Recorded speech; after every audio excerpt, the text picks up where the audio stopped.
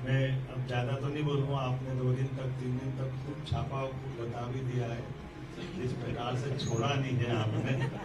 जो जो एंगल लगा रहे थे आपने सब लगा लिए, लेकिन एंगल कोई भी लगाओ दंगल नहीं मिला तुमको, ये पक्का है।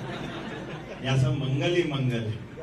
जिस प्रकार से हमारी अपनी परिवार की परंपरा है, जो कहते हैं वो दिखाई देता है। हम सब भारतीय जनता पार्टी के कार्यकर्ता होने के नाते से आपके माध्यम से प्रदेश में भी और देश में भी संदेश देते हैं।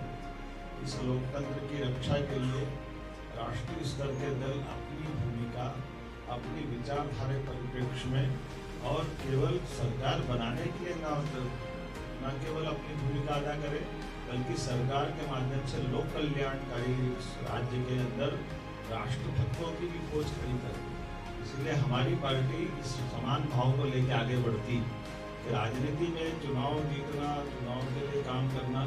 तो प्रारंभ में जनसंघ के जमाने से दीनदयाल उपाध्याय जी ने अपना चुनाव केवल जातिवाद के आधार पर वोट न मांगते हुए चुनाव में हारना मंजूर किया और पराजित होकर के विजय उम्मीदवार के घर जाके माला पहना करके उनने इस लोकतंत्र की परंपरा को जीवित रखा।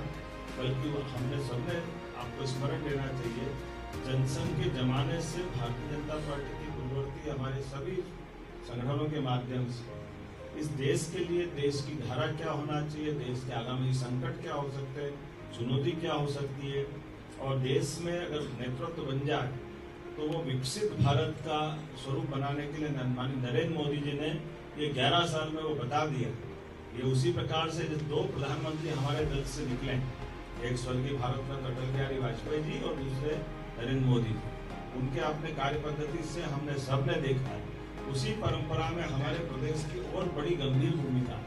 प्रदेश के अंदर आज हम अपने लगभग पूरे अंचल के अंदर जिस ताकत के साथ लगातार जीतते जा रहे हैं, ये जीत केवल विचार की जीत नहीं, ये राष्ट्रभक्तों के प्रति समर्थन की जीत। उस नाते से एक सामान्य कार्यकर्ता के नाते से हम में से कोई मुख्यमंत्री बन जाता है, हमें से कोई सांसद बन जाता है, हमें से कोई विधायक बन जाता है, हमें से प्रदेश की ऐसी जवाबदारी भी निर्वहन करते रहते हैं जिसके आधार पर ये दुनिया के लिए आश्चर्य हो सकता है।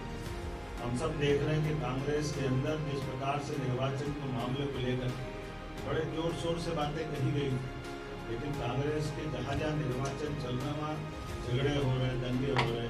मैं ये नहीं कहता हूँ कि ये कोई अच्छी बात है, मेरी तो सहानुभूति है उनके साथ में कि भगवान करे आप हमसे सीखो। सीखने के लिए तो अंदर का मन तुम्हारा सोचता है कि भाजपा जो करती है हम भी कर लें, तो बेहतर होगा कि भाजपा की रीति नीति के साथ भाजपा के आदर्श को भी अपना लो। लेकिन वो बड़ा कठिन है। ये बहुत हमारे भाव को कार्यकर्ता के नाते से अपनी मूल जड़ों से जुड़ करके, अब माननीय हेमंत जी का जो चयन हुआ बताया 1930 में आपके दादाजी चुनाव लड़ करके जीतते हैं, किसके खिलाफ? कांग्रेस के खिलाफ। ये हमारे कार्यकर्ताओं की पृष्ठभूमि, ये अपने आप में मिसाल इस बात का कि तीसरी पीढ़ी आ गई।